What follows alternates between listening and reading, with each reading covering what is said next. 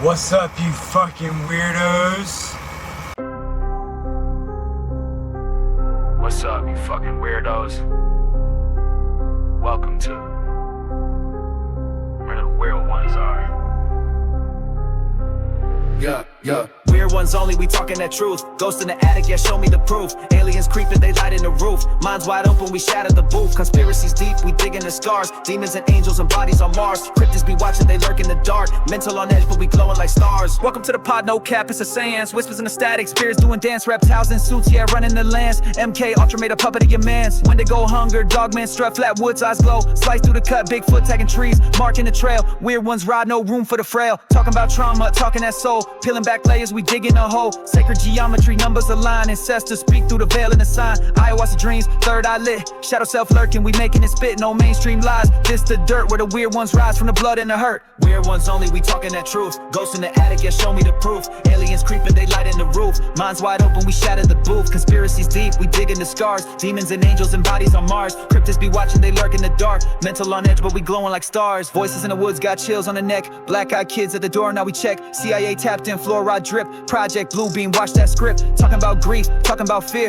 Talking about why them voices appear. Healing the mind while breaking the chain. Spiritual warfare deep in the brain. We don't run from the strange, we live in the strange. Tattoo the truth in the scars and the pain. Stay weird, the mantra we own in the name. Reality bent, so we bend to the same. From the attic to the swamp, we tracking the freak. Where the veil get thin and the silence speak. We ain't your norm, we off that grid. Weird as the wave, yo, this where we live.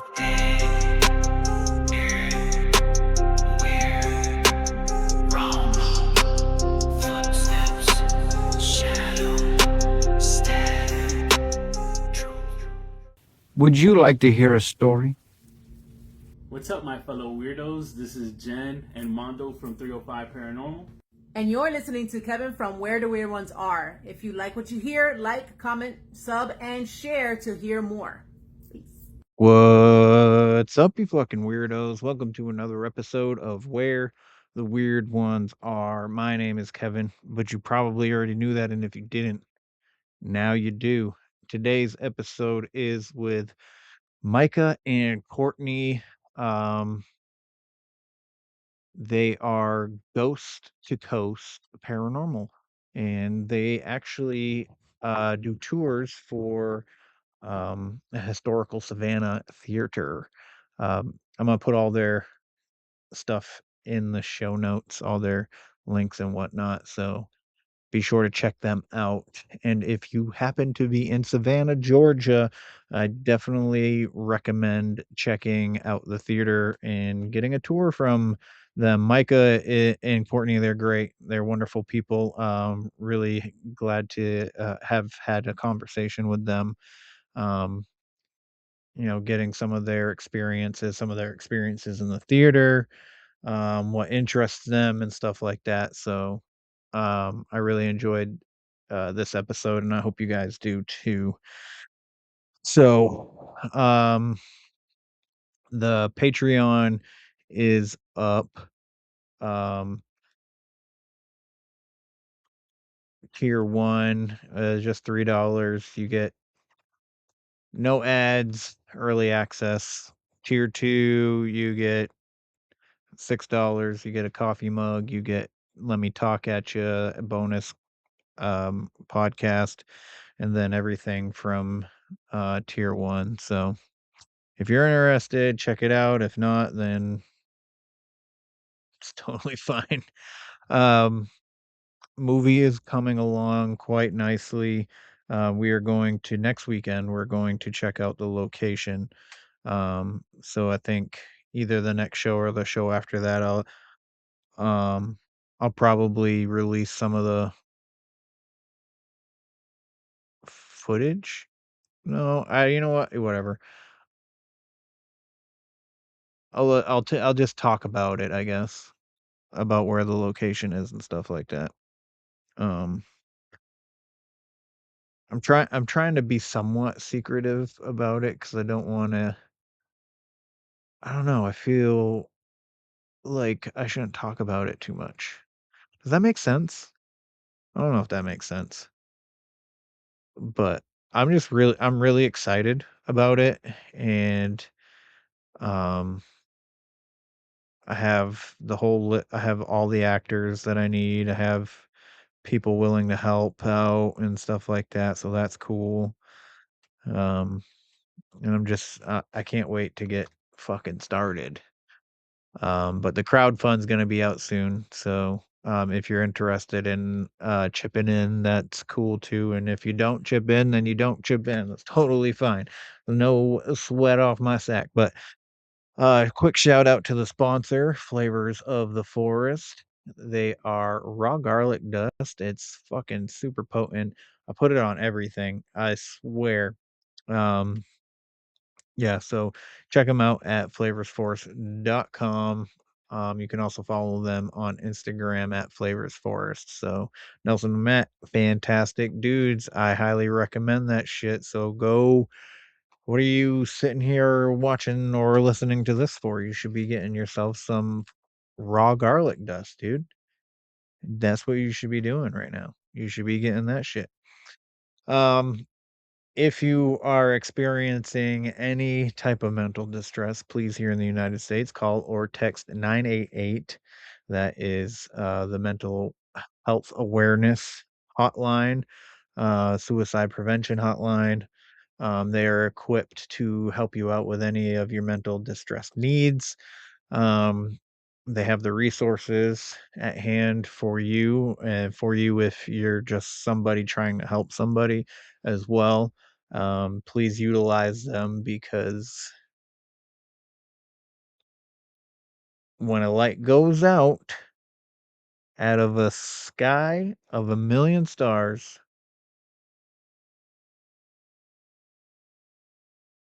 we all notice. That sounded stupid. I thought that was gonna sound way smarter than it did, and um, but no, please stay another day. You don't understand the whole that you'll be leaving behind. You're just transferring trauma, and I know you don't want to do that. Um, so we all struggle. I've talked to you guys about mine a few times. So, you know, it is what it is. There's a brighter day. There's light at the end of the tunnel. Sometimes you just can't see the light, and it takes a little bit. You got to search a little bit longer sometimes. That's all. Um, it sucks when you're in it though. It really does. It's really weird. But I get it. But trust me, you are loved and you are enough. So take that to the bank. Put that in your crack pipe and smoke it. Don't smoke crack though. Don't do that.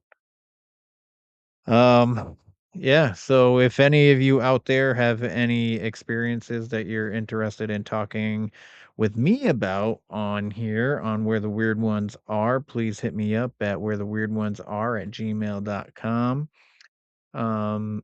You can also message me on my Instagram, which is _the weird ones are, or Where the Weird Ones Are on Facebook. Yeah, find me on one of those places. Check out Ghost to Coast Paranormal. Micah and Courtney, fantastic people. I really hope you guys enjoy this. So, without further ado, let's get into this conversation, shall we? Where the Weird Ones Go production.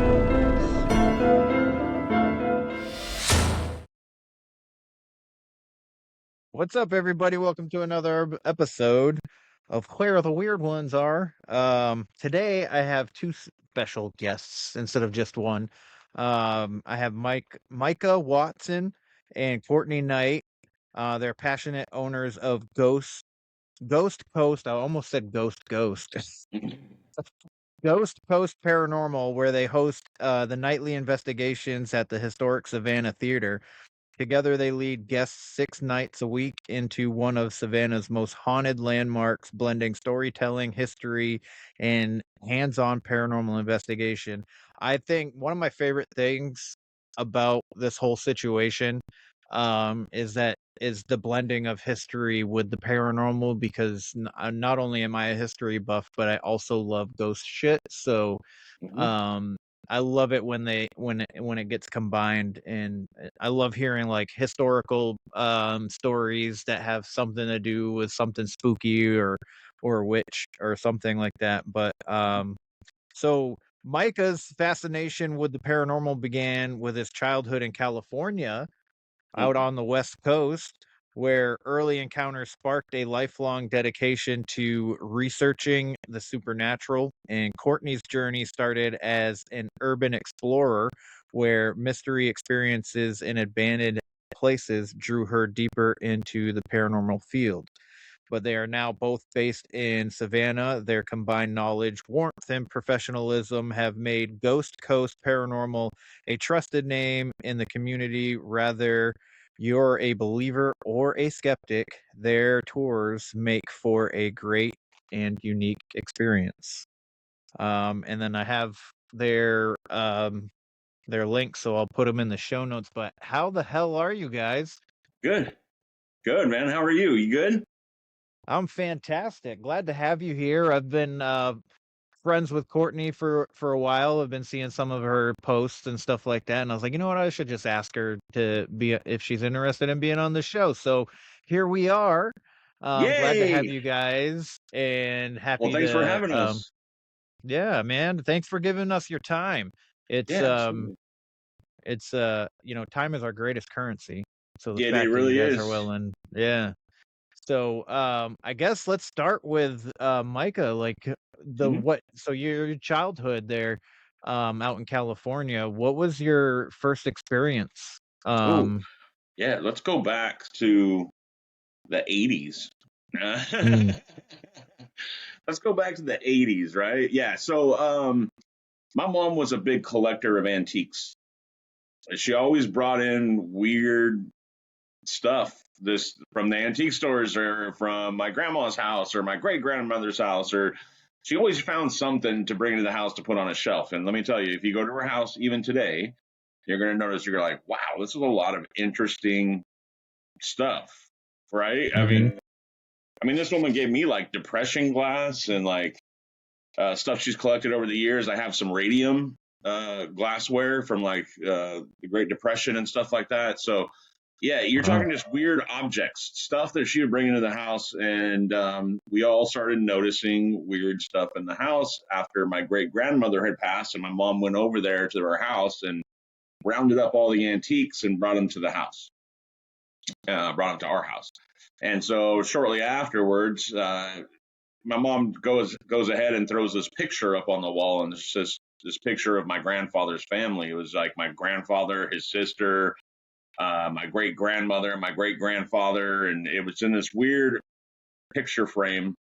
And we all started to kind of like just get the weird vibes from it. We're just the heebie-jeebies, right? Like you'd walk by this picture in the hallway, and everybody was like, why is that shit so weird? You know what I mean? Like, so we were all, everybody, I don't care who came to the house, they would go use the bathroom in the hallway, and this picture was right across from the bathroom, and you could feel it. Like, you could literally feel it coming off this picture. And so, weird stuff started happening. And it was more me and my brother at first. I think we kind of linked up. My brother's 7 years older than I am, and I actually moved here to Georgia to be closer to my brother. And he lives right down the road, right down here. And so nice. me and him start linking up, and I'm like, yo, there's something weird going on in this house. And he was like, you're so full of it, blah, blah, blah. Like he kind of put it off. He just kind of poo-pooed it off. He's like, that stuff ain't real. And finally we came home one day, and like the stereos were turned on Larry King Live. I'm a latchkey kid. Let me go a little bit more into that. So I'm a latchkey kid, where back in the 80s and 90s, where your parents just let you come home from school, nobody's home. You call your mom after school, and then you sit down and do your homework and eat lunch, or have a snack or something like that. And so I come to the house, and me and my brother usually got to the house about 30 minutes after each. So I'd come home first, and my brother would come home 30 minutes after. And we just hear a man talking in the house. And So my brother grabs a baseball bat out of the back of his car, and he's like, let's go in here and see who's in the house. So we go in there, and all the stereos in the house have been turned on Larry King Live. Now, at this age, I didn't know who the heck Larry King was. Like, I really didn't even know until I was probably a teenager exactly who he was.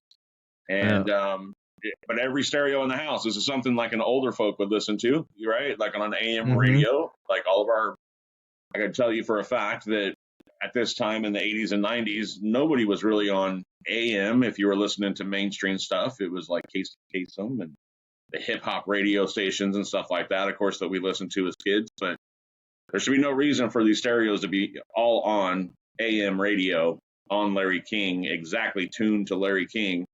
So we go into the house, we start shutting stuff off. Now, me and my brother were terrorists when we were kids. Like I don't know if you had them kids where they break into the closet and see what they were getting for Christmas and like. Oh, I was one of those kids. Yeah, so that's us, right? And so my parents locked their door, right? My parents locked their door. So us kids wouldn't get into their room and mess around or whatever the case may have been.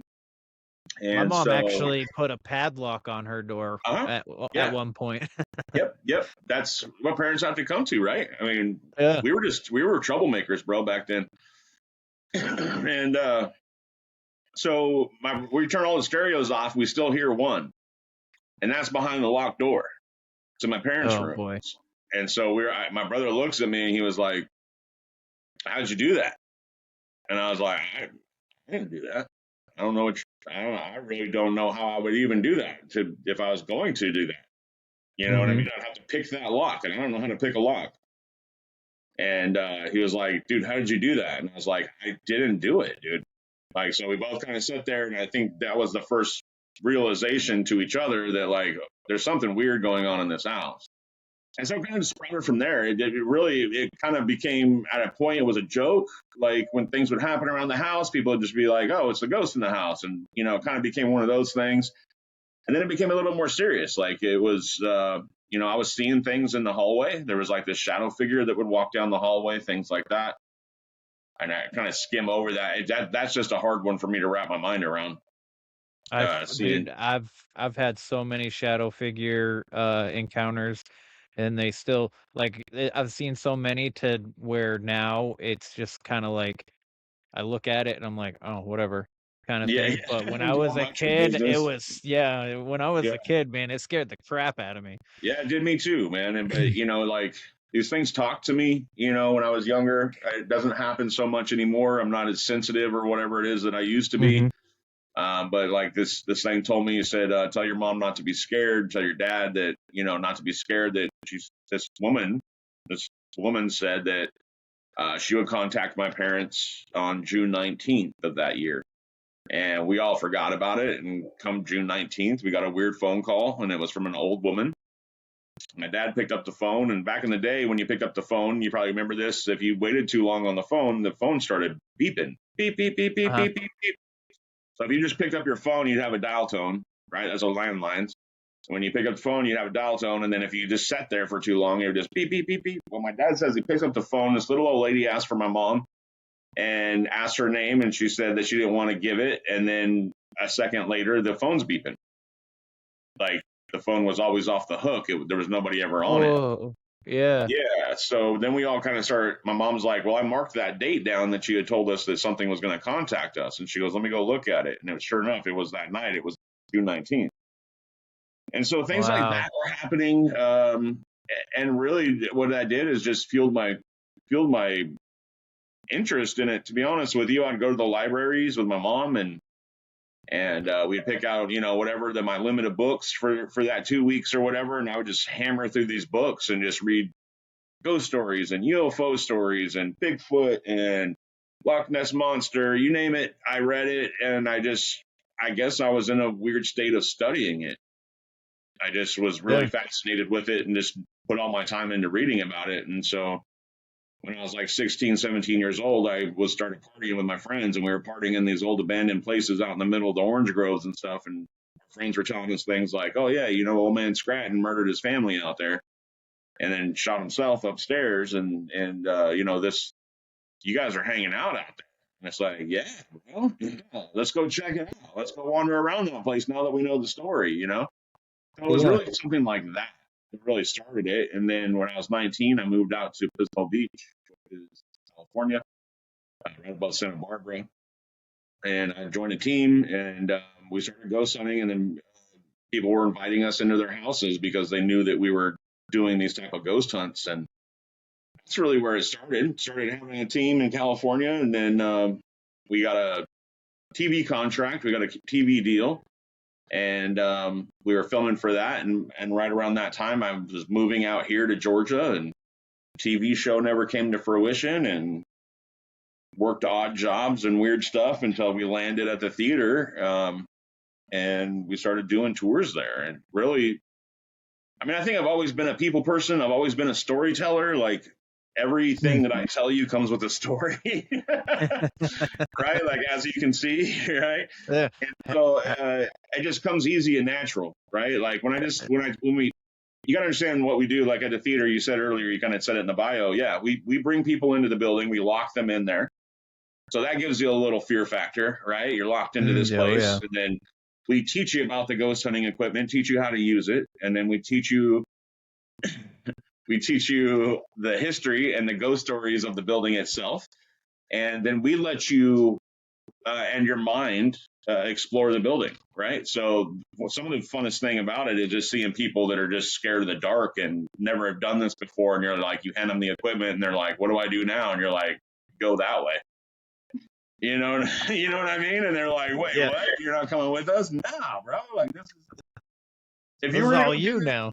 Yeah, it's all you, bro. So I mean, to be honest with you, falling into this, I was part of a different company before, and I don't want to reference them, but me and Courtney ended up taking over the theater about a year and a half ago, and I was working at the theater before with the other company.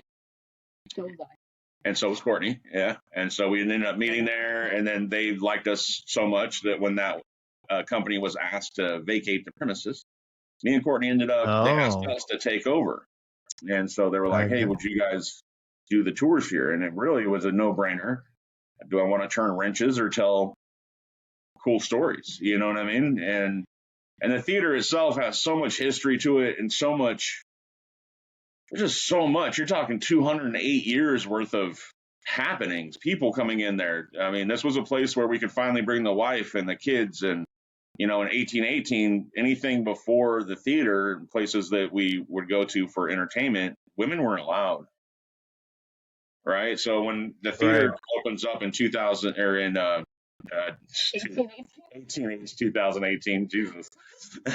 When it opens up in 1818, this is something big. It's something cool. And just to have all the stories and all the famous people that have worked there and things like that. And it's just a really cool place to, not only does it have the history, but it has the ghost stories with it as well. And so that, I think it makes for a great combination. And to be honest with you, at the end of the day, I just feel lucky.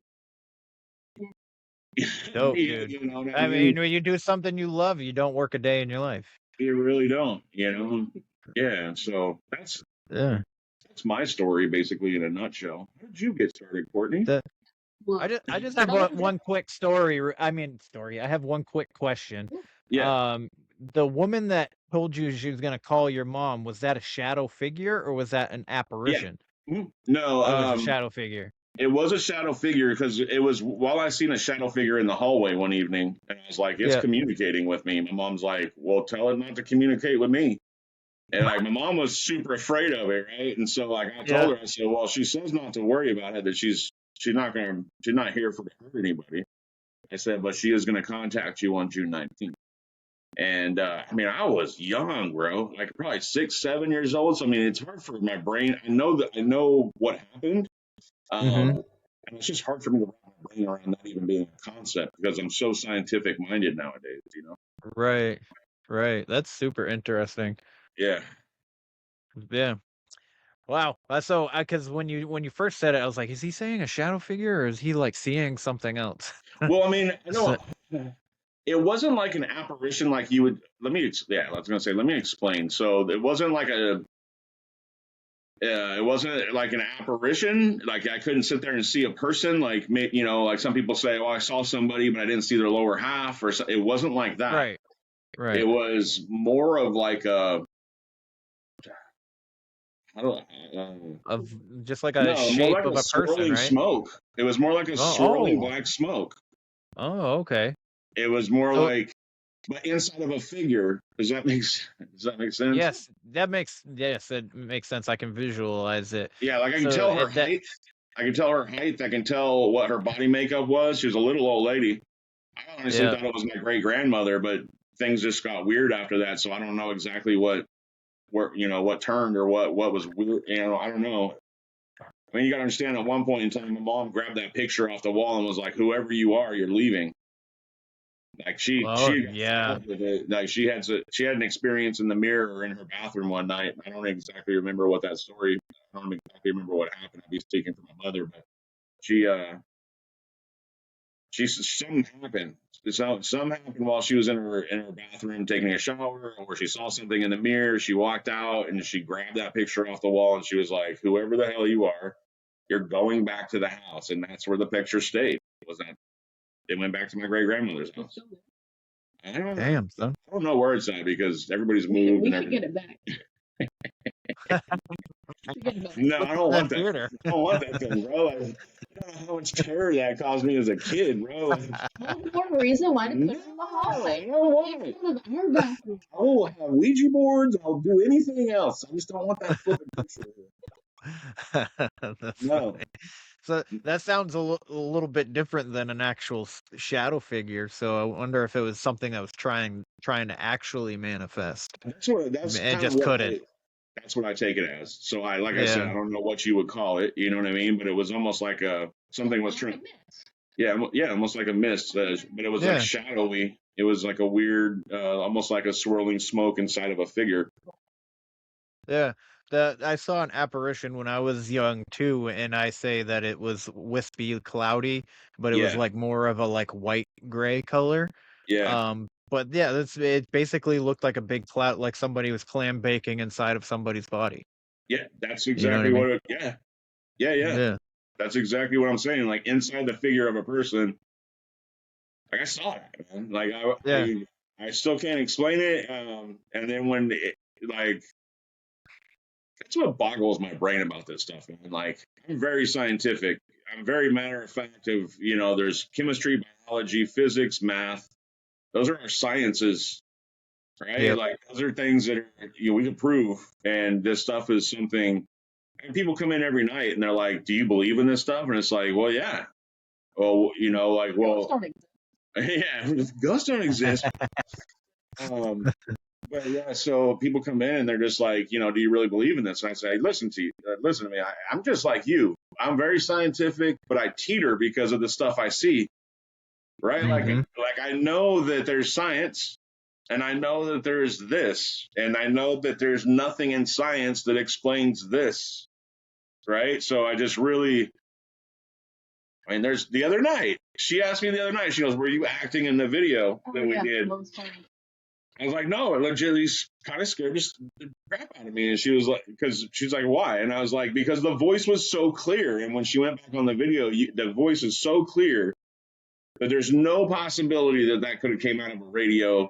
Like we were doing we had a spirit portal box basically. So we run a spirit box through an amplifier and we tune out the radio stations, right? And so No. we're just sitting there, things cycling through. You can't hear anything. It's just silent. And then all of a sudden it goes,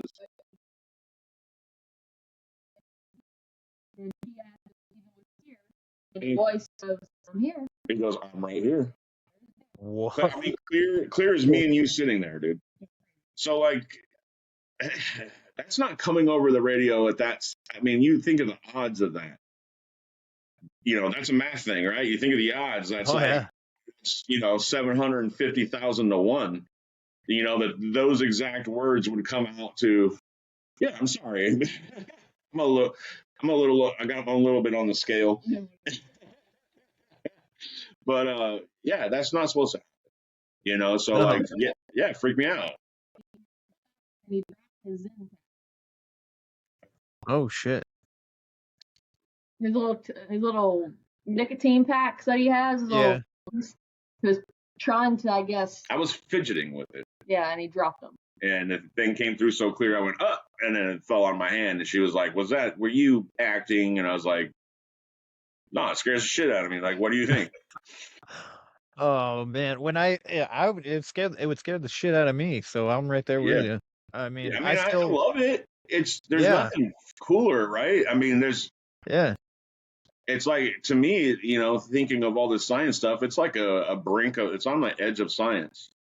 Like, we may for not sure. understand it now. It might be 1,000 years once quantum computing and everything starts taking place, and you know, I can get into multiple, dimensions and Oh different yeah, realities and things like that. But like, we're starting to learn that these things are possible. absolutely, That this theory could absolutely. be very possible. So it's just weird to have it happen, right? So that's what I tell people. It's like, listen, I don't.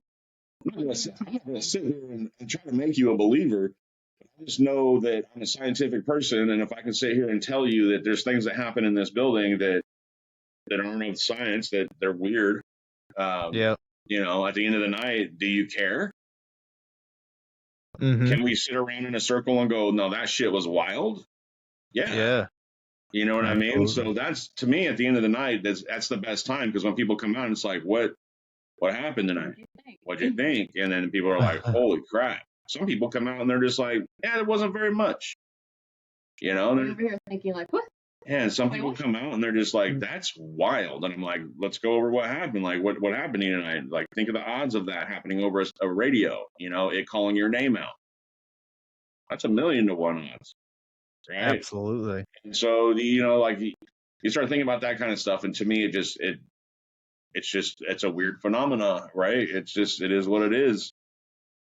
Absolutely. It's And as much as I want to sit there and go, oh, I'm such a ghosty, right? Like, I want to believe all the lore, all the stories. Like, I love the stuff, you know what I mean? But I have to stay grounded in what we do, because I don't want to walk into somebody's home and go, oh my God, there's demons everywhere, and scare people. Or, yeah, and that we do home calls and we do help people out. And so you really, even, with the theater, you got to stay really grounded in the sciences, and still try to debunk. And absolutely. when you're literally standing there debunking in front of somebody, at least at the end of the night, they go, well, that wasn't a ghost, but at least Micah and Courtney are honest. Yep. And that's the best way to be, I feel like. Yeah. Yeah, absolutely. So, but yeah, Courtney, if you don't mind, we'll give you the floor for a little bit. For a reason now. I mean, mine doesn't amount to anything that he talks about. Mine's boring. No big deal. I'll be back in 5 minutes. Boring. I don't know. Urban exploring is pretty dope, though.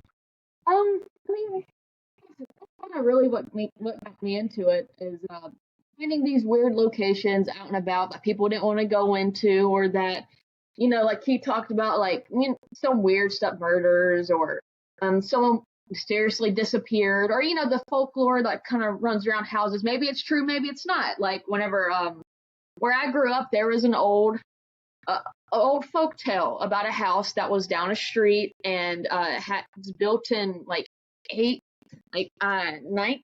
maybe late 1800s. I gotta think now. Early 1900s, late 1800s, and was made out of rock. Made strictly out of rock. Never got finished because the lore. Let me just tell you the lore behind it. Supposedly was, I grew up hearing the same story over and over and over again, and come to find out, it just wasn't true. But the story I always heard is that the husband built the house made out of rock so their house wouldn't get destroyed anymore in any more fires, because their previous houses have been destroyed, right? So if you build it out of rocks, it's not going to catch on fire. So he built it out of the rocks. Well, apparently whenever they're pointing up the house, a rock fell on his wife and killed her. That was the lore. All right. We'll come to find out, that wasn't the truth at all. When you start actually digging into the actual history, yes, part of it was true, but the wife being killed by a rock was not true. The family actually lived, and they're actually buried on the property, come to find out. All four are buried on the property in unmarked graves. But the family, the wife still survived, but the two sons were killed in action, and the dad later also died. So it was there was some truth to it, but in reality, it was just something to, I believe, keep people away from the house, because later on it was trespassed. So like you used to be able to go into, it was a party house, people would go and hang out, kind of like what he was talking about.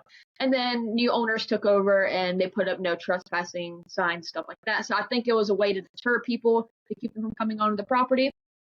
But of course, there was also stories of witchcraft and sacrifices. You know, your typical run of the mill stories about houses, right? But that was just one of the, for example, of kind of what got me started in this. It just so happened that my dad also had an experience at the house too that he always talked about growing up, which I had to tell him. At house? Yeah, same house. Yeah. Oh, okay. Yeah. Wow. He had a very freaky story. Now, I haven't talked to him about it since I gotten into all this. It just never came about. But his story was that him and his friends decided to go to the house, and it used to have a ladder that would go up to the second story balcony. It was later removed by the local football team, just for shits and giggles. I guess they removed the staircase and took it, whatever. But beforehand, there was a staircase that would lead up to it, and it was just wooden one, a basic ladder. And him and his friends went up there with spray paint and spray painted the outline of their bodies. It's 4 of them. And they come back the next night, and all their body outlines are gone. But the rest of the spray paint is still there. So it's just like something removed their body outline, whatever it was. It freaked him out enough and he never went back. So I don't know. I haven't asked him about it since. So I need to talk to him about it. That was just like the campfire story he always talked about when I was growing up. So of course I set foot and I was like, you know what? I'm old enough. I can drive. Let me go out and start exploring some places. That's kind of what got me into it. Got started about 15 years old. Nice. That's interesting. That's interesting because there's 4 of them, and then there was 4 of the family. You know what I mean? Yeah, it's kind of weird, right? I never even thought about that. Yeah, it was 4 of them. Yep, That's 4. interesting. I have never been able to find exactly where the family was buried on the property. I couldn't find any record of it, but there was record of it saying that they were buried somewhere on the property at their request. So they're somewhere there.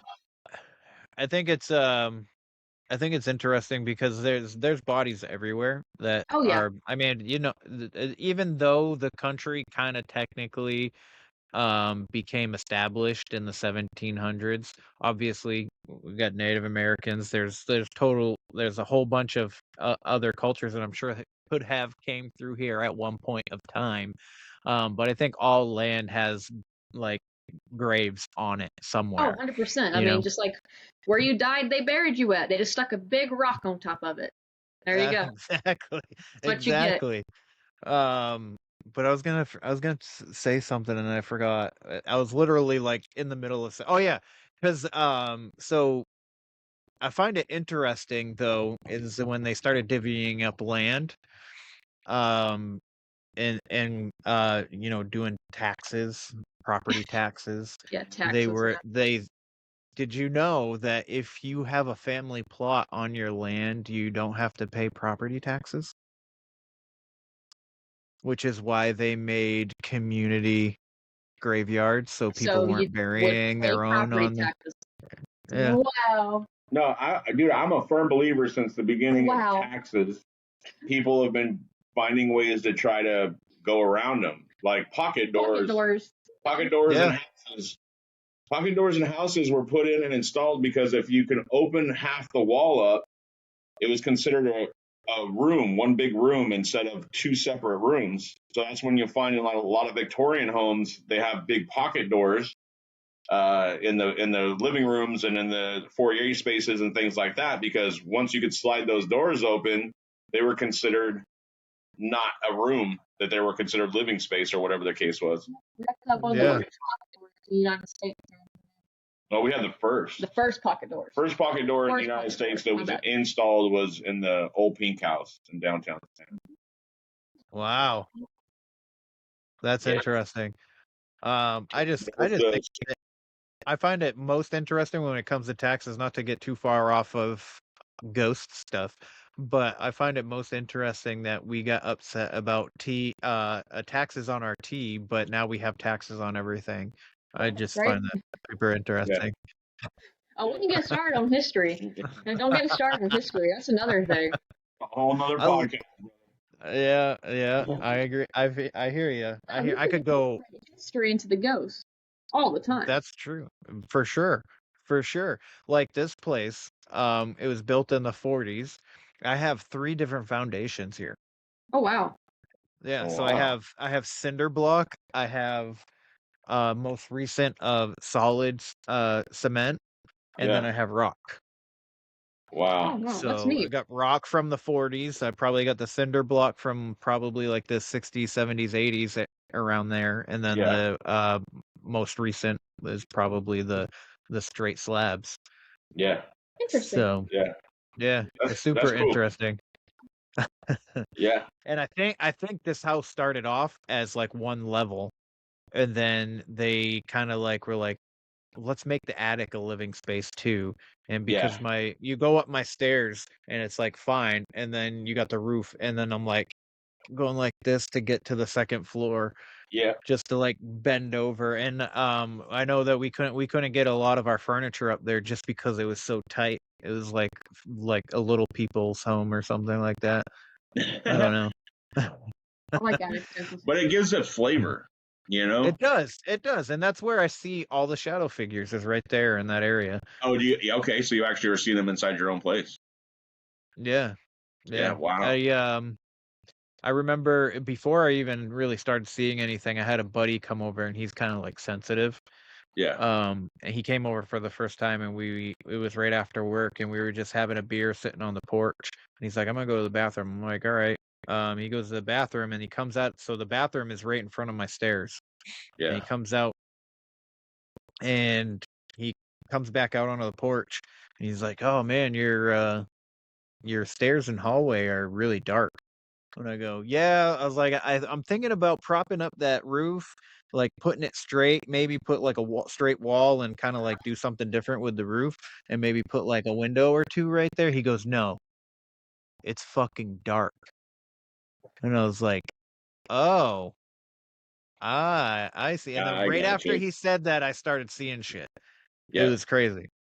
Yeah. I mean, it happens, dude. I mean, that's the thing is when you start dwelling in a space, I mean, you're talking to 3 different building time frames, right? So Yep. you've heard of the stone tape theory, right? No, I haven't actually. Oh, wow. So the stone tape theory is it was a theory that was thought about in like the it was like 76 or something. It's between 74 and 76 when it came out. I forgot exactly the gentleman's name that came out with the theory, but basically what he says is that everything that we do is recorded in the materials around us. So Oh that's yeah. so that's where the stone and then the tape, you know, like an old Mhm. cassette tape, it's just something that plays back. You know what I mean? So be thinking Yeah. about those building materials and those slabs and those bricks and those rock and you know all that stuff. That all is harnessing energy from people that lived there prior, right? Mhm. So whether even I don't know, Even I'm a if they're firm not believer. dead. Yeah, Yeah. you know what I'm saying. So there, and I'm a firm believer that when we pass, we're kind of the same. If you know, if what we're kind of saying is true, I think that sometimes we are the same type of a person. If you're gonna, why are you looking at me like that?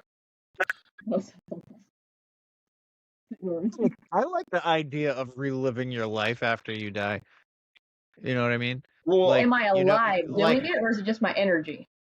well, right. Well, because of the residual energy and stuff like that. But like, I feel like just to like maybe like pictures, you know, because I would love to go back to when my kids were little.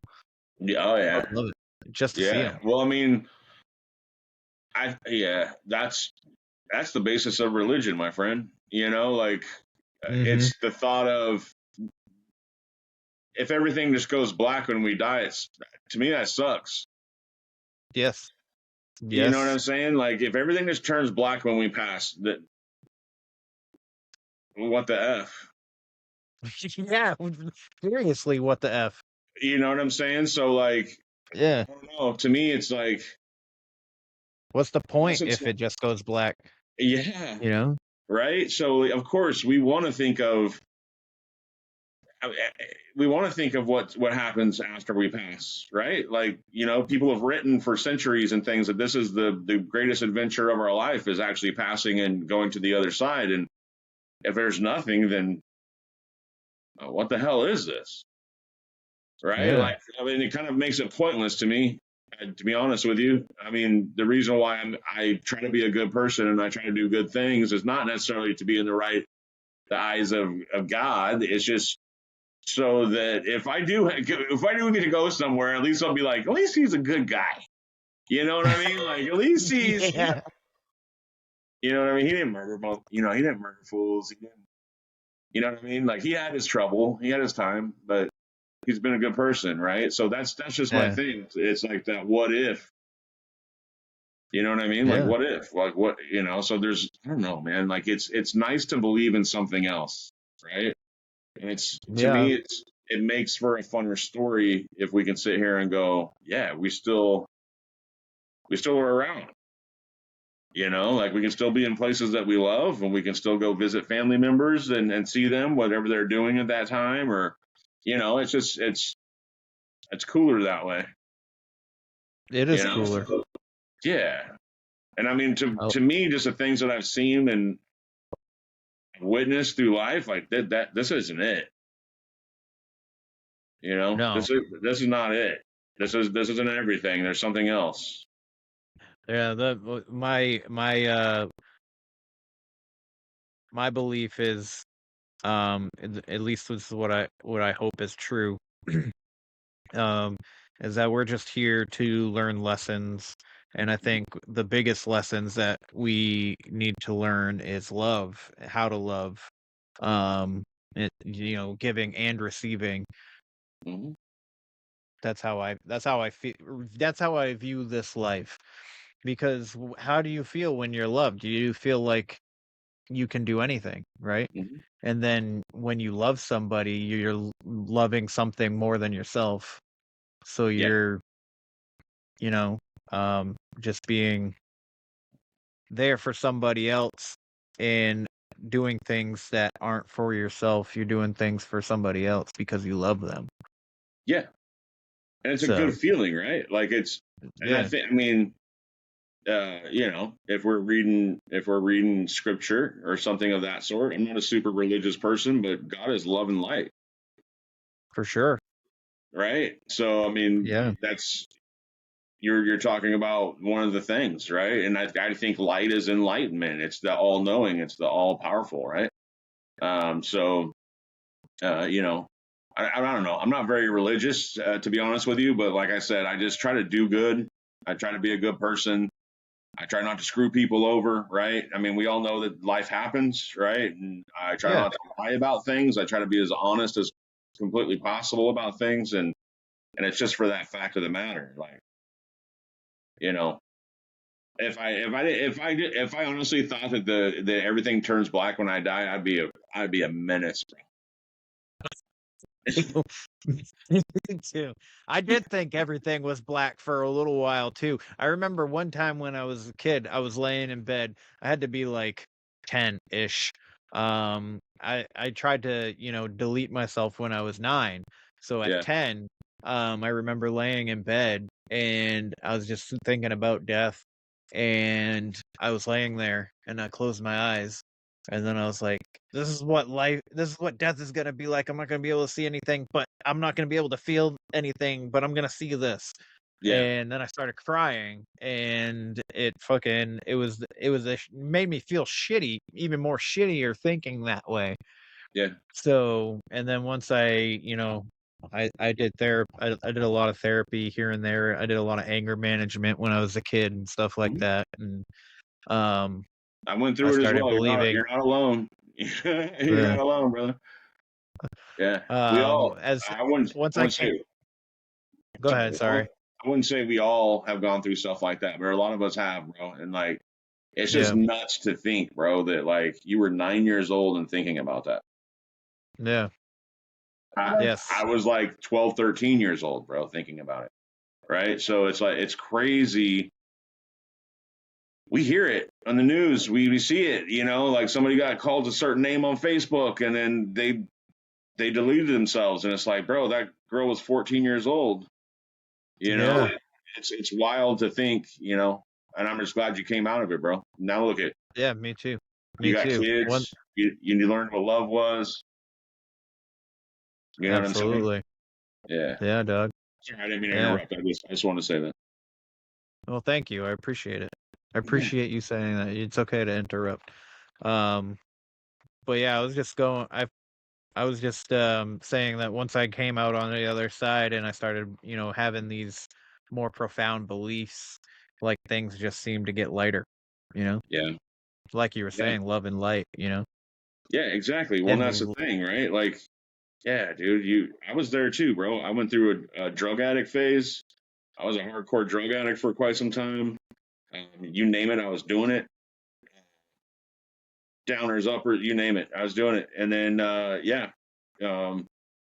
a time where you got to start thinking about something different. You know what I mean? And so, yeah, you're exactly right. You start thinking about, you learn how to love, you learn what life's really about, and then that's yeah, development. Like we start to realize, like, there's really other things in life than just myself. absolutely. You know what I mean? Because when you have kids, it's all about the kids, right? Oh my God, yeah. And my kids they turned out to be fucking great. I don't know what the hell I did. Yeah. I'm like, cause like my son's 17 and like I was a menace, straight up menace. I was out in the streets and stuff doing a whole lot of stupid shit at that age, and he's like, no, I'd rather be home with you and hang out and play cards or play a board game or something with you. And I'm like, oh, really? Cool. Let's do that. So it's just like generational trauma. Like I think the more we work on ourselves, the more we can cancel it out. And I know that I didn't not transfer any trauma. I know there's still some transfer trauma because I didn't completely heal myself once my kids arrived. So like I know that there's still going to be some trauma there for them, but it's less. And so when they have kids, hopefully it's even less to none for their children. You know what I mean? Sorry. We disconnected. I'm so sorry. It's all good. It's all good. You messaged me. I was like, I'm gonna tell her I was crying.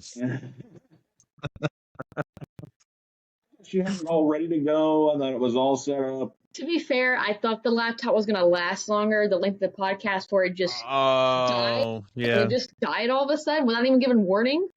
It's like, poof. That's wild. Well, you probably got a ghost in the house. Who? His name's Philip. Oh, well, Philip. He killed your battery. Good old Philip. We don't know where he came from. He's a hitchhiker. Probably half of the haunted stuff that we have in this house. We don't know what's haunted or not. We just have stuff. So how do you know his name? Let's hear this backstory about Philip. I Philip. don't know his name. I just gave it to him. Oh, I gotcha. We do know it's a guy because he's seen him, and he likes to be a peeping Tom. Oh, From one that's rude, Philip. One of our old psychic friends let us know that.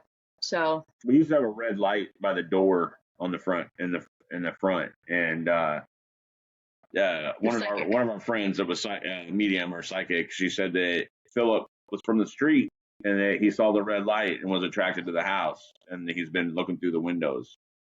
And now he finds his way in. So yeah. It's an older man. I didn't know they could just walk by the house and be like, I like that one. Yeah, I mean, who knows?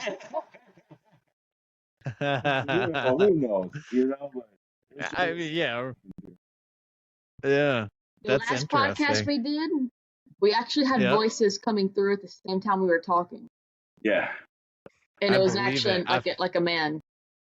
Yeah, they were like, who's talking? I've had that happen to me before. It's weird. Yeah, they were like, who's talking behind you guys? And we're like, there's nobody else here. It was weird. We're having EVPs on our podcast. Dude. So they were hearing it in real time. It wasn't like playback or anything. No. Yeah. Damn, son. It was weird.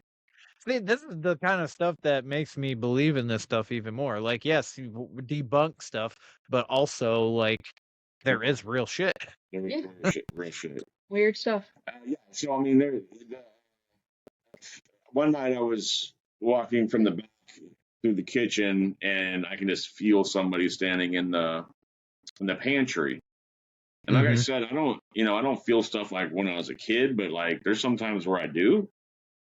And when I walked in the house, I was just like, I was like, I looked in the pantry, and I was like, you ain't supposed to be here, bro.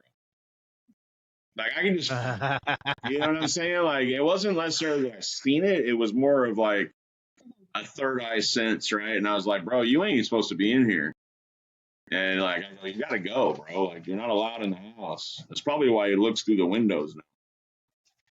Probably. He's like, well, if I can't come in, I'm gonna watch, you know. He's like, damn, there's some masculine energy in there. I gotta get out of. Don't want to mess with that bear, you know. That's funny. So I'm making a movie, a horror movie, indie film in like later on in the year, and our filming location is an actual haunted house, and I'm kind of like hoping, sort of hoping to get some like real footage of like actual like experiences. Yeah. Just to put in the movie because I thought that would be pretty dope. Yeah, pretty cool. That would be cool. Yeah. So, because I mean the movie's gonna be about paranormal investigators anyway. Oh, that's cool. Oh, yeah. Yeah. So we'll see. Well, I mean, yeah, you got to get some good footage then. I hope so.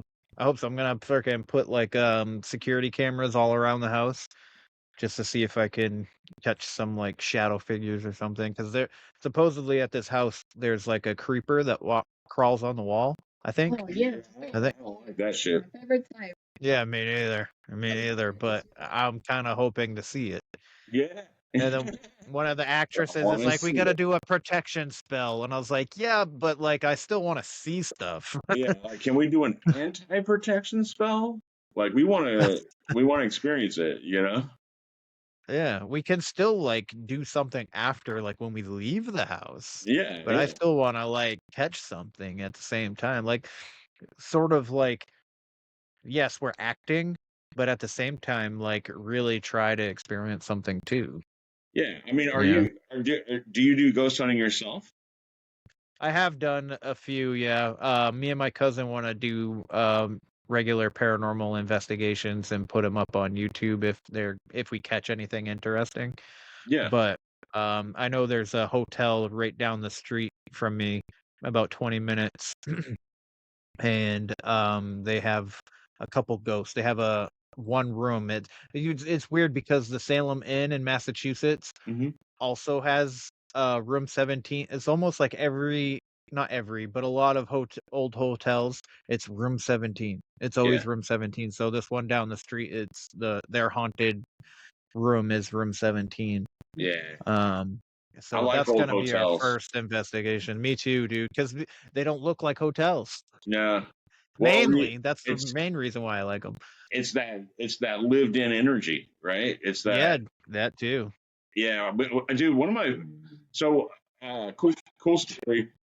While the dogs are barking in the background, cool story. I lived in Pismo Beach. There's this little town above Santa Barbara. Right outside of it, we had this little town called Santa Maria. It's where my mom actually lives now. And so we have something called Santa Maria, and that it used to be. So if you know anything about California, there's a highway that runs straight through California. It's called 101. 101 highway literally ran right next to my house when I lived at the beach, right? And the thing was it's now like 10 blocks over.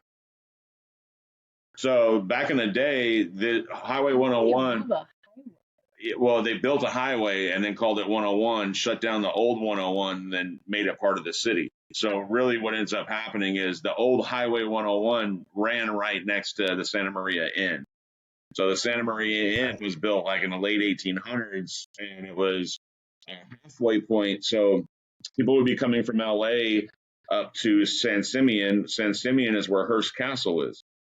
So you have William Randolph Hearst that lived in San Simeon, which is a really cool place. If anybody's listening and you want to go to see something super cool, you have to go check out Hearst Castle in California.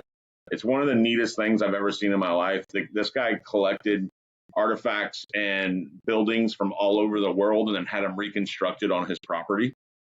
So he has like a cathedral from like Bangladesh or something like that that's like literally has been taken apart piece by piece and then put back on his property. Right. So there's like stuff like that. There's actually like Egypt. Oh, it's huge. It's like a mountain range, basically. His property is a mountain range. When you drive by it, like say you're just on 101 or Highway 1, Highway 1 goes right past it now. So there's 101 and then Highway 1. Highway 1 is the beautiful drive that everybody talks about. It's Pacific Coast Highway. It runs right next to Hearst Castle going through San Simeon. And when you're passing the property, say if you're not even going to the castle, you can see zebras. There's zebras everywhere. Yeah. What? There's hordes of zebras, bro. Like you just be driving on the highway and then all of a sudden there's zebras to your right hand. Yeah. Wow. Because William Randolph Hearst used to have zoos. He had a whole zoo on his property. This guy has gold-plated tiles that are in his swimming pool. This guy has, he has an Olympic-sized swimming pool that literally it gets deeper, but doesn't look like it gets deeper. It looks like it goes straight across. There's like all kinds of wild stuff there, but it was a halfway point for say like Marlon Brando and like all these old actors that would go to Hearst Castle. That was the stopping point. So you would take the carriage from LA to Santa Maria. You would stop there, stay a couple days, and then go up to San Simeon on the carriage. And so we went to go investigate this place. And it was the first place I've ever really heard a disembodied voice. Now, they actually shut down the old part of the hotel for us, which is from the late 1800s. They have a new portion of the hotel, which is a tower. It was built like in the early 2000s. But they shut down the old part and gave it to us. Me and my friends are in there investigating. We're standing on a staircase. We hear a woman's voice, and she talked to us. Yeah, I still have the recordings, bro. Like they're on my iMac in my house. Like yeah. So me and my friend were sitting there talking to one of the concierge at the desk, and we were just sitting there talking because we had caught a weird EVP where it sounds like somebody literally hung themselves. Right? We caught an EVP in one of the rooms where it literally sounds like somebody stacking furniture. You hear something being drug across something, which we thought was a rope, and then you hear somebody like choking. Right? So it was this really weird scene, but we caught it all on recorder, like all on audio recorder. And so we took it down to the front desk and we're talking to the concierge service about it. And we're like, hey, you guys got to check this out. You know, this is what we caught. And our buddy comes running up behind us and he's like, and you see he's pale white, dude. Like he saw a ghost, bro. Like you know what I'm saying? I'm like, what's wrong with you? And he goes, there's a woman upstairs trying to talk to me. And I was like, well, then why are you standing here? Like, why aren't you up there trying to talk to her? And he goes, because I'm scared. And I go, all right, well, let's go. And so we all followed him up there, and we're standing in the staircase. And I don't know what she had said to him before, but he had heard the disembodied voice with his own ears. We all went back to the hallway. We're all standing there. We got our recorders out. Everything's happening. And I go, and my buddy Mitch says, he goes, did you die in bed or on the staircase? Because there's a story of a woman that passed on the staircase. She had her throat split in the bed. And then she was drug out into the hallway and then tossed down the staircase. Oh my goodness! By a shipping captain that found her with another man. And so he asked, did you die in bed or on the staircase? And this woman's voice literally comes out of nowhere and goes, I died in bed. And we all just like, I didn't even want to move. You know what I'm saying? Like, I was like, there's no way that just happened. And Mitch is like, did you fucking hear that? Like, he's going off. My other buddy's just standing there like, I told you. You know what I'm saying? And I'm just like, I'm flabbergasted. I was shocked that this could even happen. And she said 2 other things to us. That was it. That's all we got. So that night we heard her voice 4 times. Once with one of our friends that was up there, and then 2 times or 3 times while we were actually standing there. So I still have the recording. I forgot what the other questions were. Oh, one of the questions is he goes, well, why did you talk to our friend? And why did you talk to him first? And she goes, because I know him. And this voice is coming from nowhere, bro. I've never seen, and it sounds crazy as crazy can be, but we had a skeleton key. And so I didn't believe it. You know what I mean? Like, I'm sitting there going, that's not possible. Somebody's in one of these rooms. And I went through every room in that old part of the hotel, and there's nobody in that hotel. Damn, it was son. one of the wildest things that I've ever caught. And I still have the evidence of it. Like, I still have it on it's on an old iMac that I had from like 15 years ago. Where you heard the furniture. Yeah, it's the same place that we heard the furniture being stacked. Yeah, same building. Yeah, that place was Damn, pretty wild. dude, if you can find it and send it to me, I'd love to hear it. Yeah, I'd for love sure. to. I would have to open it up. This is like I'm saying, like I literally when my computer stops working or something happens to it, I literally just put it in a closet. I don't even know Same. I remember if I remember the codes. Like I'm gonna try to get into it because I talked about it a few times now. And Yeah.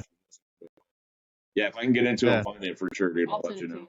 Yeah. That'd be dope. That would be dope. Yeah. I'd love, like, if you happen to be able to do it before I put the episode out, I'd love to throw it in. I'll see if I can go through it tomorrow. See if I can pull it up tomorrow. Yeah. That'd be dope, But man. yeah, That's dude, wildest thing. gosh. That's the wildest thing that was the first time I ever really like experienced something like a haunting like that. Yeah, I think I would have ran. I probably would nowadays, to be honest with you. I mean, it was just so. I also have investigated places and stuff like that, and like I will go investigate, but like I still get scared. Me too, bro. Me too, bro. She doesn't. She's like Stone Cold Steve Austin, bro. She looks like Stone Cold Steve Austin. Yeah, she's kind of the boss when it comes to that stuff. Me, dude, I'll be like, ah! Like I'll scream and sound like a young lady, and she'll be like, "What? What? Are you acting? Yeah, are you acting right now?" I'm like, Jesus. Are you acting right now? Oh man. I like get freaked out. Then I do it on purpose. I'll just leave them in places and watch them freak out. Yeah, that's fun. No, I would do that to my kids. Dude, so another story. She wants to urbex explore this old hospital. Oh boy. She takes me 3 hours away. We're in this. We pull up. First off, we go to pull into the parking lot, and there's a cop sitting there, and we're just like, I was like, nope. Like, so we just drove past it, right? Like, not gonna do that. And then we drove back, and the cop's gone. And I was like, all right, it seems a little safer now. So a lot safer without the cop. Yeah. And then so with urbexers, you got to be really careful, like who you give info to, because people will go in there and destroy, right? So with urbexing, you got to be really critical. Or a lot of times with the urbex community, you ask for an address or something like that, and then you give an address in return. So it's kind of like an urbex thing where people, it's like, hey, well, I'll give you this if you give me that. And so you give somebody else somewhere else to urbex at, and then they give you the coordinates. Well, guy gave us the coordinates, said, there's an open window in the back of the building. Yeah, he was right. There was an open window in the back of the building. I was hoping there wasn't.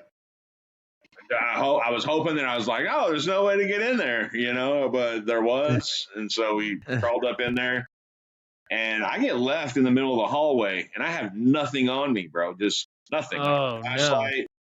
No. And she's not the only flashlight that we brought with us, and she's a mile away, bro. She's down the third. One of them fast walkers, bro. It just leaves me in the middle of the hallway, and I'm like, help! Like,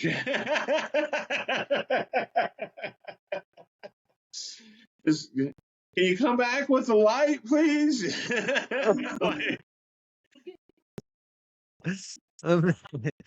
I'm not scared of the dark, but I am scared of the dark at the I same know, time, bro. dude. I think Dude, This like, place had mold and oh, there was a part of the oh building that you yeah, couldn't even fuck, breathe in, bro. You went back to this back part of the building, and you're just like, I can't even breathe. That's how. that's rough. germaphobe, so I didn't bring masks this one time. Yeah. By the time I left, I had flu type A, B, and C. I had COVID. I had upper respiratory Yes. infection. Everything that you could. Yeah. So by the time we got in the car, I was like, everything under the sun right now. You know? I'm a little bit of a germaphobe too, man. Yeah, I know. You have to be, bro. Unless you want to be sick all the damn time. Yeah, you don't want that shit. Cool. It was pretty cool. It was cool. They left everything. I mean, we found blood vials with blood in it. She has a video. What? Yeah, she has a video of it. It's pretty cool. Yeah, pretty cool. Oxygen tanks still laying around. X-ray machines still, like, you can pull them down and, like, beep, beep, beep. Yeah. How long ago was this hospital abandoned, do you know? 2005. 2005. 2005 was when it was stopped operating. It opened in like 1915. 1915. Yep, everything got moved over to the next biggest hospital, which would have been Milledgeville. Of course, everyone knows where Milledgeville is at. If you don't, Milledgeville is the Central State Hospital. It was had psych units and everything under the sun for insane asylum. Yeah, anything under the sun. And dude, and she made me go through that shit too. Wow, that's awesome. I've always wanted to go through like a insane asylum.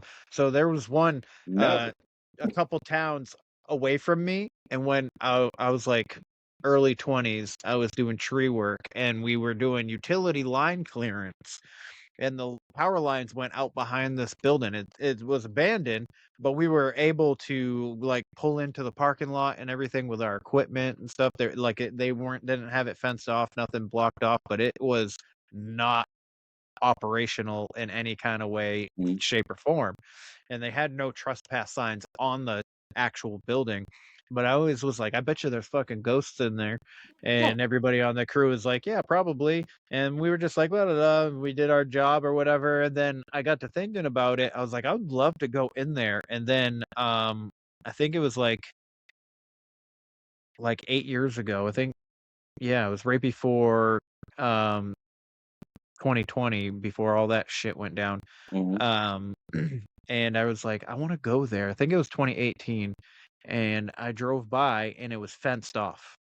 It had like the whole property. It was all the way out to the property lines is where these fences were. So you couldn't even be anywhere near it. And they had like little barbed wires fucking on the top of it. And I was like, oh, what the hell?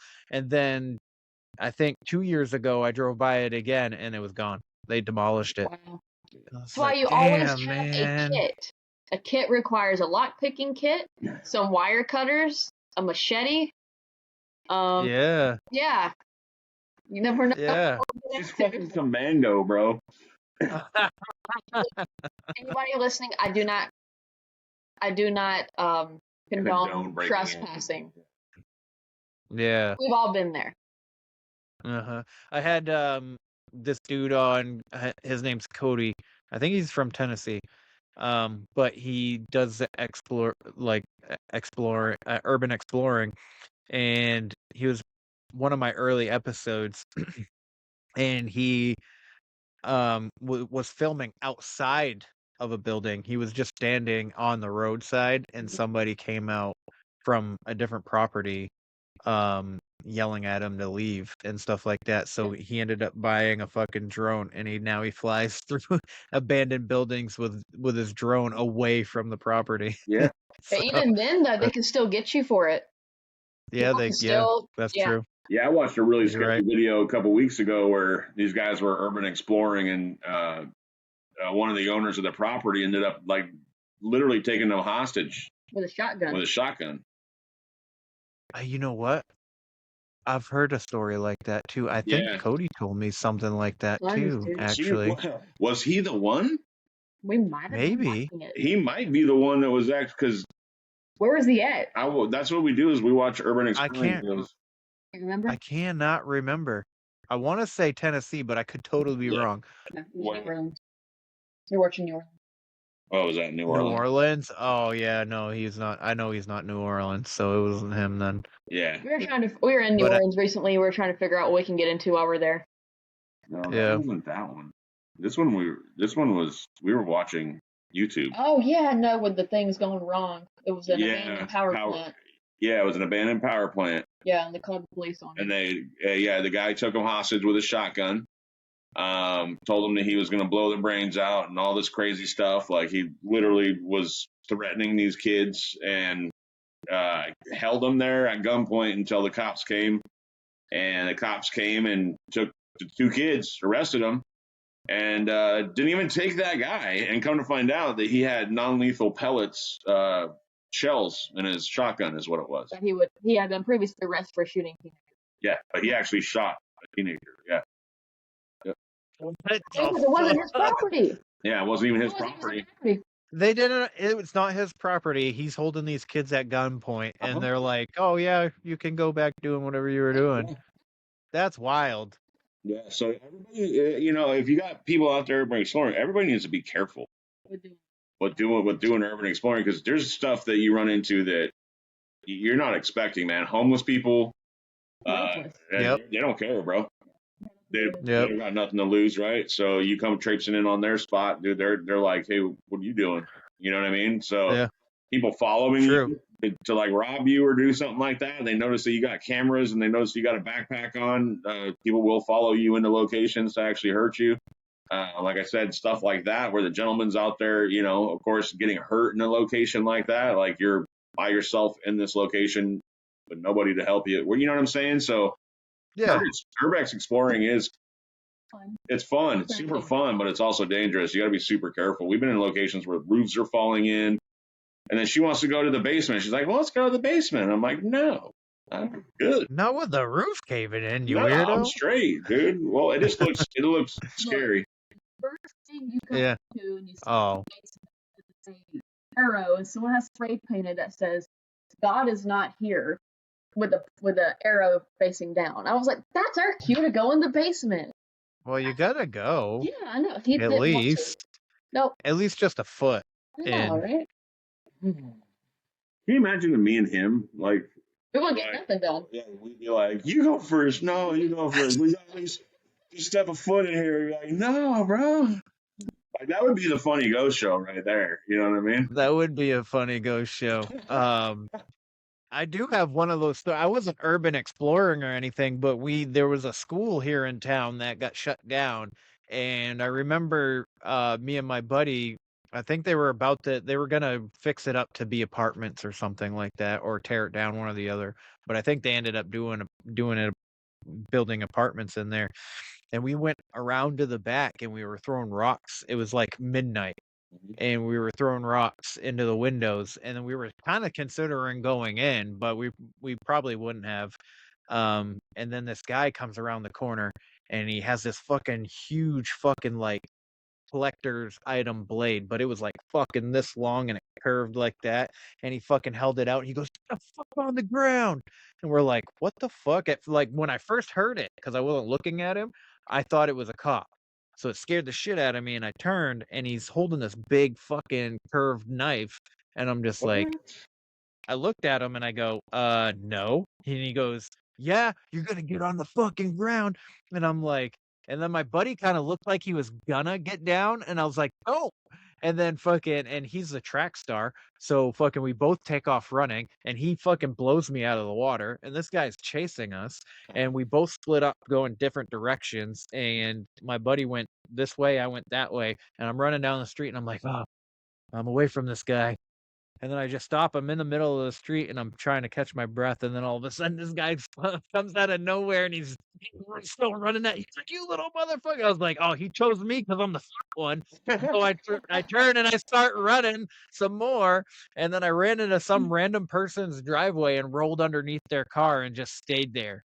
And I was like, "This fucking That's what guy! I I'm swear to God, saying, this guy bro. finds me." And So what like, would I he have no idea have what done he if he wanted. got you on the ground? Right? Exactly. Would he have stabbed us? Yeah. I mean, we Or didn't have anything on something us, else. You never know. or There's yeah, a lot of weird, wacko people out there, bro. I mean, for sure. I worked in a prison. Sexual assault is real. You know. Yep, I mean, dude, it I is. never get on the ground for somebody. That's what that video was about. Like that dude told him, "Get on the ground." He's like, "I'm not getting on the ground." He's like, "Get on the ground, or I'm going to split you open." And they had to get on the ground. Yeah, dude, it's wild. So That's wild. people just out there exploring buildings, and they're like, "Oh, cool, let's go check this out." They end up in a bad scenario, you know. But Yeah. it's fun Damn. though. I think It that's is half fun. the thrill, right? So you're kind of like excited about it. You're not supposed to be Yeah, there. your adrenaline is Adrenaline's rushing. going. Yeah, that's the thing. That's why I like ghost Yeah. hunting, because now everybody opens their buildings up to ghost hunters, and you can just go in there and get that little adrenaline thrill without having to worry about somebody chasing you. And there's so many nice people that do that. You know what I They're mean? very friendly. Yeah. They're like, "Come on in. Come check this old ass Come place check out this that I place own. out. You know, just give me your money, but yeah, you can come check it out. I Yeah, mean, give me $1,000. yeah. I mean, it's worth it sometimes. You know what I mean? Depending on the Sometimes, building, yeah, for sure. depending on the buildings and stuff. And nowadays, to be honest with you, the ghosts are fun, but it's always about the people that we go with. Right. That to me, that's Yes, what makes it nowadays. It's like if you have a good group of people that you get to go ghost hunting with, like that's to me is a good time. Whether or not we for catch sure. something cool or not, like of course we all want to, but if you don't, you don't. We've been mad about it before in the past, like, oh, we didn't get anything, but yeah, and come home with no evidence, Mhm. like you get like frustrated, right? But you can't expect it. It you you can't expect it to always just pop, you know? Yeah, You really got to for kind of just sure. take it with a grain of salt, you know? Absolutely. Yeah. So Courtney, since you don't ever get scared, what has been the closest to being scared that you have ever been? Chicken wing. To what? Chicken wing. That's what she calls it. Where's Oh, this is actually recent. This is the one that kind of made me think, like, what the fuck? Like, that was a little weird, even for me, right? So we were doing a house call, and house calls are the freakiest thing. I don't care. We Mhm. run a building 6 nights a week, and this is by far the freakiest thing we've ever dealt with, in my opinion. All right, and it was a couple, all right, locally, and they had found our little QR code for our business on the side of our car, because I Mhm. used to DoorDash just for fun, all right, just to get some extra money on the side. I would DoorDash, and I guess at one location, the husband found my QR code and told me, "You might could help us out." A couple of days later, we get in contact with them, and this is the second time we went over there, because the first time, of course, we do things by steps, right? We do preliminary, going kind of talk with the family, who knows living there, get a good gist of what's going on, check out each bedroom and each room, whatever's going on, get a baseline reading on everything, and then we come back and we assist, check on everything's doing again, check in on them. And so the second time, before we were going to do a man investigation, where it's overnight, we are going to check in on them. Well, they were saying they were having marital problems. Yeah, so we told them to kind of work on they that. called us and they were like, "Can you guys come over? We're having some issues, and we think it's because of what's going on in the house." So we did. So we went over there, and we're sitting there talking to them about what's going on. And so really, when you do home calls, you become more of a psychologist, right? Yeah. It's more of a parapsychologist than you are a ghost hunter, right? So because you got to deal with everybody's emotions. I mean, you got to deal with the husband, the wife, the kids. Everybody's got their own things going on, and you don't know some of it. Yeah. Kids might not be lying to their mom and dad, and so you might have different energy that's going on within the family. And so, of course, this is just a husband and wife, and they have the wife's family come to live with them in a couple weeks. They were getting ready for that. They were all going to move in together. And that was already causing stress. So, of course, the main stress right now was, one, the family was coming in to move in. And the second stress is the husband can't see anything that's going on. The wife is saying that she's having all types of issues within the house, that she's seeing this, she's hearing this, she's experiencing this, but he never sees it or experiences it. Never. And so we're sitting on they're on like an L-shaped couch. And me and Micah are sitting on like the love seat portion, and they're sitting on the large seat portion, kind of facing us. And now the way their house is laid out, they got the living room, then you got a small kitchen, and then you have another living room. Now this kitchen is very small. I'm talking about like a walkway. And their dog, they have a dog whose name was Goliath. He was the cutest little thing ever. And he was across on the other side of the living room with baby gates. And so Micah's talking to the couple, and I'm just watching him because he's on my side like he is now, and I can see into the kitchen. He just weirdly looks at me all. Yeah, so kind of like stare off sometimes. Yeah. I'm not exactly at him. I'm looking what's behind him sometimes, and he doesn't realize that. But at this time, I was doing the same thing, and so I kept seeing something out of the corner of my eye, and so I turned and I'm watching. And about that time, in the kitchen, you know how sometimes you have like a wall that has like a trim in the middle of it going around? It's not exactly like on the bottom, but it's like right in the middle of the wall. So right in the middle of the wall, I see like this elbow. I mean, this thing is pitch black. All right, it's pitch black. Like an elbow comes out, and then out comes a hand that's outstretched like this, and it wiggles its fingers at me. And then what the fuck? Exactly, dude. Exactly. Okay, wait. That's not the creepiest thing. I didn't say anything. Okay, I did not say anything because I don't see shit. And Micah can agree with you. Hold on. Hang on. Shh. I'll get to it. All right. So I didn't see anything. I just get up. Don't say anything. I just get up and I'm looking in the kitchen. I'm looking around. Maybe it was the dog. The dog's smaller. I knew it could be the dog. But I was just double checking, right? And the wife's like, "What's wrong?" I was like, "I swear I just saw something." And she goes, "Oh, I've been seeing it all night."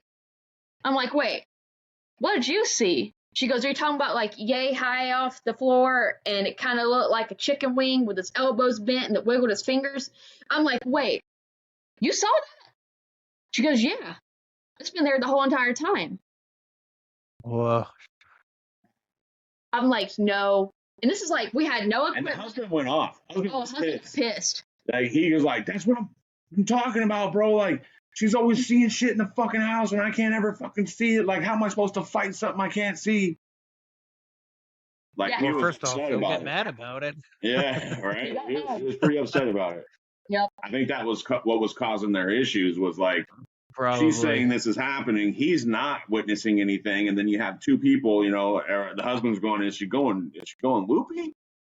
Is she, right? But then when she steps into it, you know what I'm saying? Like, that's when it explodes in the living room, is because now somebody else has seen it.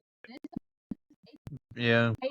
Yeah, it was right. It was in the evening time. Yeah. It was literally in the evening time before the sunset.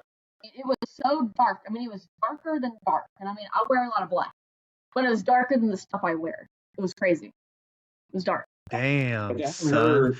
we got into the car and I was like, "What did you see?" And she was like, "Exactly what that woman explained. Exactly what she said is what I saw." And I was like, "What?" Like, the house they had stuff going on in it. You did. The two owners. The two owners. Okay, so final little bit of the history of the house was the previous owners were before they rented the house because they were renting it. The two owners used to be it was a husband and wife, and they ran the local church. He was a pastor, and she was just the wife. Well, the husband ended up dying of a heart attack, and a month later she died of a broken heart, but she wasn't found for about 2 weeks. Oh shit. So they actually had to completely redo the living room we were sitting in at that time. Brand new. Yeah, all hardwood floors. All hardwood floors. They had to completely redo it. They didn't know any of this until they moved in. And then also, come to find out, what was also causing some problems, or what the attachment was a car. So the husband he loved to dabble in just like fixing automotive. All right. So he would just get pieces of cars or shells, and he would just try to make what he can. Right. So he actually bought, was it a Mustang? Mustang. Like an old Mustang. An old 68 Mustang. Yeah, an old 60s Mustang that he had bought off someone's son. It was his dad's, apparently, and he wanted to get rid of it. Well, apparently the dad wasn't so happy the son sold his car that he loved so much. And the dad went with it. We had stuff on the And we were getting some good stuff. Is it your own? Yeah. This is your car. My car. Like, We were getting some intelligent responses due to the car. And so you could tell he was a little annoyed that his son had sold the car that he wanted him to keep. So. Yeah. Damn. Yeah. Yeah. Wow. So he was like influencing the couple, or they were just like. We never found out. They're not only were dealing with something that they had from the couple, but when the husband brought in this project car, there was something going on with it as well. And to me, the project car seemed like it was more outside the house, more garage, like there, because the husband would say like, oh, I'll be in here, I'll have the garage door half shut, things will move in here that I didn't move. I'll come back to things being moved in in here, like I'll have something on the workbench, and when I come back, it's completely in a different location. So I think there was more stuff going on with attachment to the car. The house stuff was that. We don't really know. I don't know, because it was, imagine renting a house and then you go and you're walking your dog around the neighborhood and everybody's like, yeah, the old two people that lived in your house croaked right there on the living room floor. That's how you find out. That's how they found out. And then come to find out, yeah, it was very true. It's very true. They both croaked in that house. And so, yeah, that's how they found out. So they've since moved out. Yeah, they've since moved out. They moved out a month later. Is their relationship better now? Yeah. Do you know? We ran into them at the local Walmart recently. Oh, Better. nice. Good. It's funny how that works sometimes. Yeah, you get out of a situation. It can help. Yeah. Yeah, it's wild. And I mean, you gotta understand, like a lot of people, when we go into homes and things like this, like I'm just really honest with people. Like we do cleansings and stuff like that as well. And one of the last ladies that, or the couple that we did a cleansing for, I just looked at her straight in the face and I go, whether it's spiritual or a placebo, do you care? And she goes, no. And I was like, then we're going to do what we do. And I did what we did. We put black salt around the whole house. We buried selenite at all four corners of the house. And then they called us back about 3 weeks or a month later, and we were like, how's everything going? They're like, haven't heard a thing, haven't seen a thing. We are not bothered in this house anymore. I mean, it was actually my parents, well, my dad, used to work with this couple, and they had reached out to my dad wanting my information because they knew we do stuff like this. And so we ended up traveling a couple hours away to do this cleansing. Beautiful, actually, gorgeous drive, worth it. I drove the whole time. I love driving. He's a passenger prince, and that's okay. Aw, yeah. Continue with the story, woman. We get there, and we're talking about her experiences, and I mean, it gets so crazy that she says that she saw an upside down cat in her hallway. What the heck? I would have cried. She said she wanted to. Yeah. It creeped her out. Yeah. Every time I would get closer to it, it moved doorways. So it just kept skipping doorways. What the hell? It was weird. She didn't even know how to explain it. She was like, I don't even know how to explain this. But that's what we walked into, and I think it was her brother. Yeah, we kind of think we know. I think it was her brother, because her brother played pranks on her. You know how a brother does. Yes. Brother plays pranks, and I was like, "Do you like cats?" And she goes, "No, I hate cats." And I'm like, "Okay, that's honest." And she goes, "Well, would your brother have knowing Played a that prank like that? play a prank like because he knows you don't like cats? Would he freak you out with a cat?" And she goes, "100%." And I said, "Well, did your computer die again? Just she had got- she had the ashes." Oh. She just got her brother's ashes Yeah. in the a couple weeks prior to So we did a cleansing on the house, and everything seems to have subsided or have gone away. I mean, that's what we do. We're not only here for to show people a good time and in a historic location, but we're in this stuff 100%, right? We So want to teach people to live by the phenomena that sometimes we just can't push out.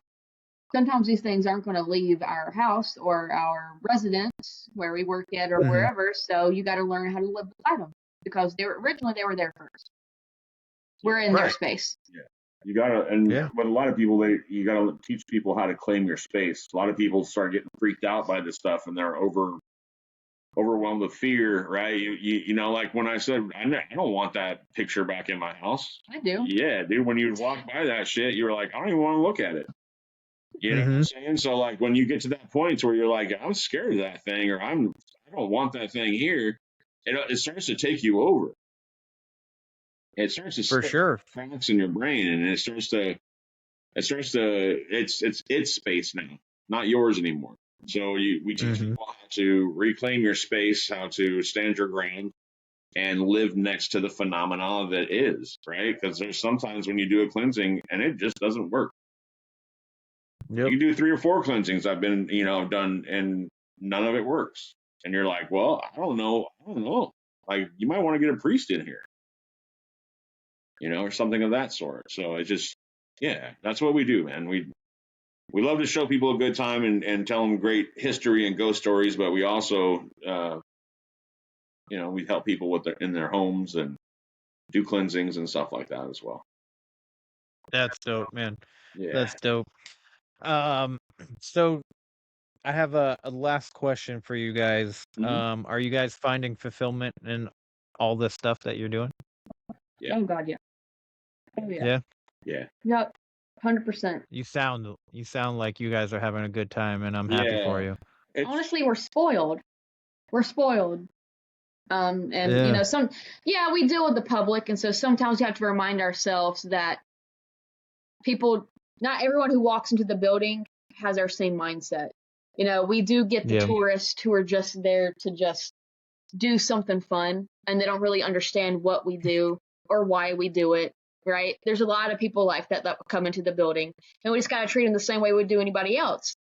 But we have to remind ourselves sometimes that, where's I going with that really? Like, at the end of the day, we just want to make sure they have a good time. And you can't please everybody. You can't please everybody. Yeah, is really what I was trying to say. Really, you can't please everybody, but we do our best, and we try our hardest to create a good experience for people that come to our tours. And then, of course, when we're dealing with people in their homes, it's complete respect and just teaching people what the stuff is. Because a lot of people that call us when it's the stuff's in their homes, they don't know what it is. They don't know what they're dealing with. They don't know what's going on. They don't know where it came from. They're up in arms about it, right? So, it's fun. Fulfillment, bro. It's dude. When you go to people's homes like that house that we were just talking about, and you call back and you're like, "How's everything going?" And they're like, "I ain't slept this good in months." Right? To me, that's fulfillment. Yeah.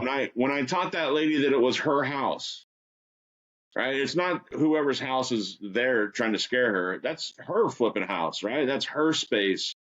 She needs control of that space. When you teach somebody that and you see finally that they do take control of a space, dude, that's phenomenal.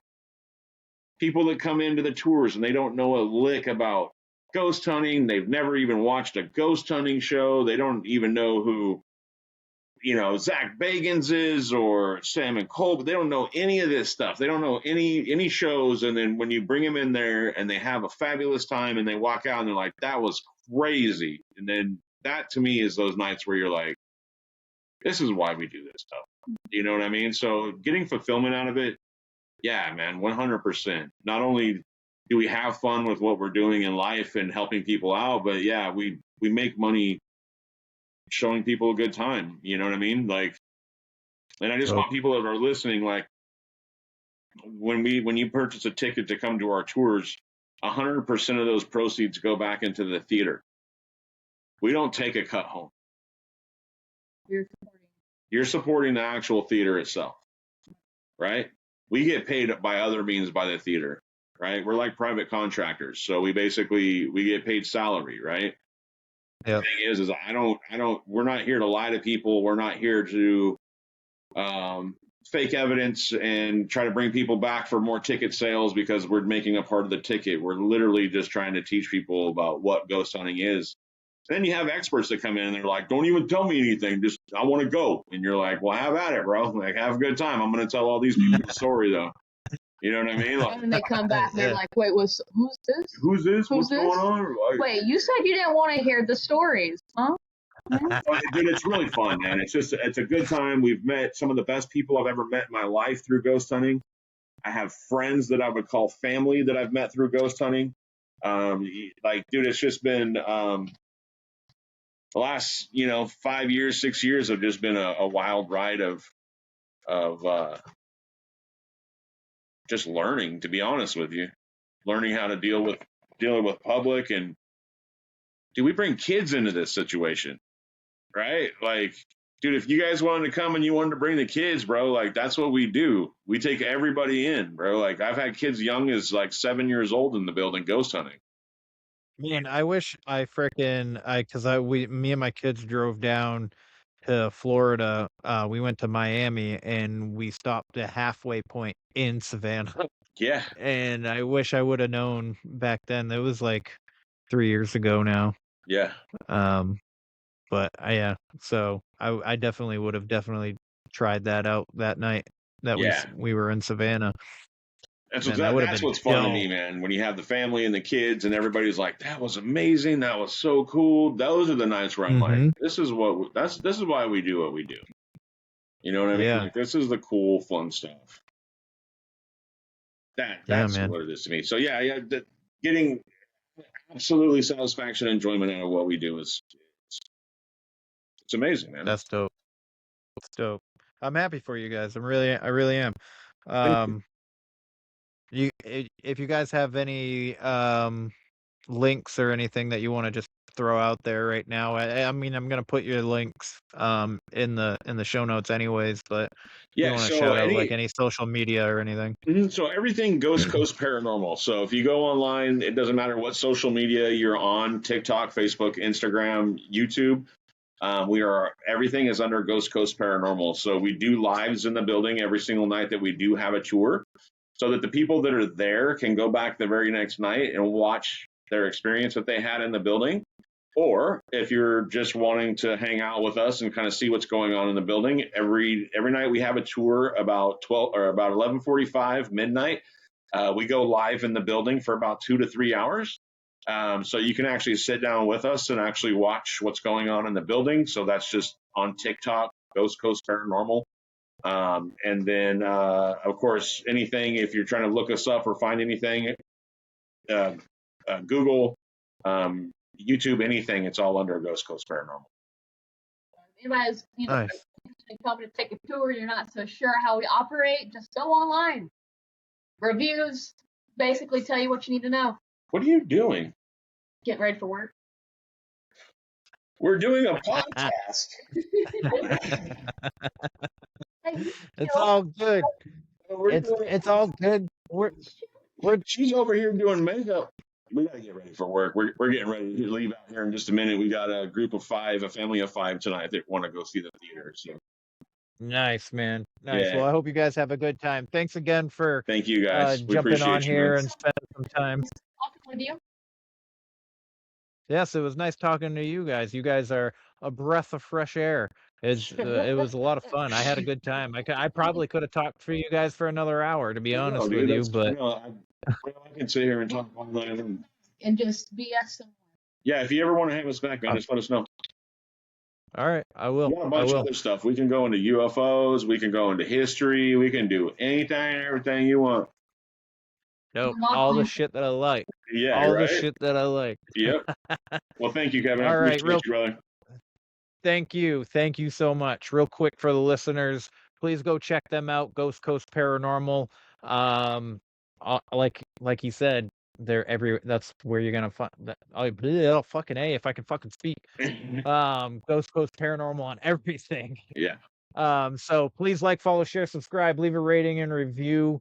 If your podcatcher doesn't allow you to leave a rating and review, please consider doing so on the website where the weird ones are podcast.com. That is also where you can get hot sauce, merch, some coffee, and all that stuff, and all my short stories and updates on the new movie that I'm working on. But other than that, you guys know the drill. Question everything and stay weird.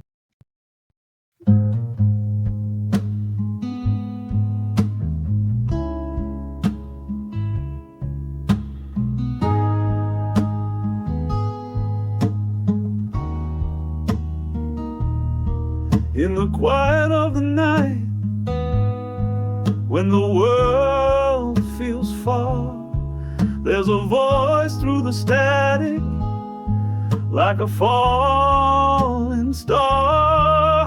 It calls the misfits, the dreamers, the ones who see the shadows in the corners, the truth we barely believe. From the pine tree woods to the desert skies, they talk of ghosts and aliens with wonder in their eyes, not afraid to ask the questions that others won't dare, 'cause the world gets strange when you stop and stare. Come gather around where the weird ones are, by the fireside glow or a midnight call, where the stories run deep and the secrets fly like owls in the dark or stars in the sky. If you've ever felt lost, like you don't belong, you found your place, you found your song, right here where the weird ones are.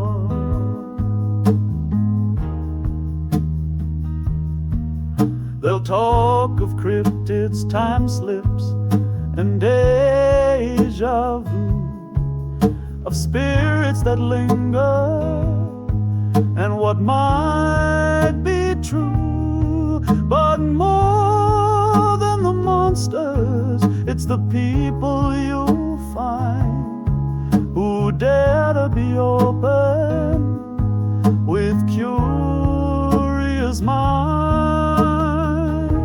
It's not about fear, it's the thrill of the ride, to question the world with wonder as guide. So pull up a chair, let your freak flag fly, we're the seekers of truth beneath the sky.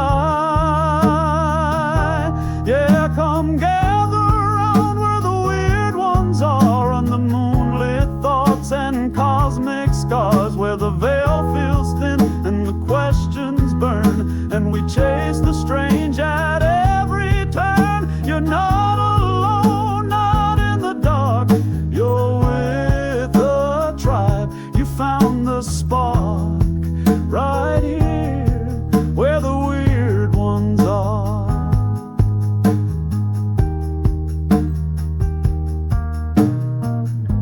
For the ones who wonder, for the ones who know, welcome home.